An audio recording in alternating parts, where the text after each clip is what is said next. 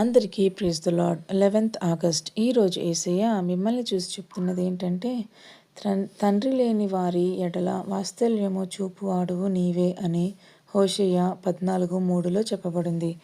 Far in you the fatherless finds mercy. ఈ వచనంలో ఇశ్రాయేలు ప్రజలు తమ స్వంత బలం, మనుష్యుల సహాయం మరియు విగ్రహాలపై ఆధారపడకుండా దేవుని వైపు తిరిగి రావాలని చెబుతుంది.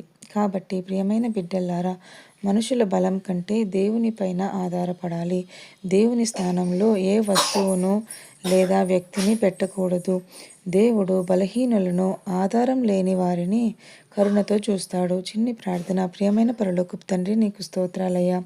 నా జీవితంలో నీ స్థానాన్ని మరేదీ ఆక్రమించకుండా కాపాడుము తండ్రి. నా బలం, నా సహాయం, నా ఆశ్రయం నీవే అని నమ్మే హృదయాన్ని నాకు ఇవ్వుము తండ్రి. యేసు నామములో అడిగి వేడుకుంటున్నాము తండ్రి. ఆమేన్.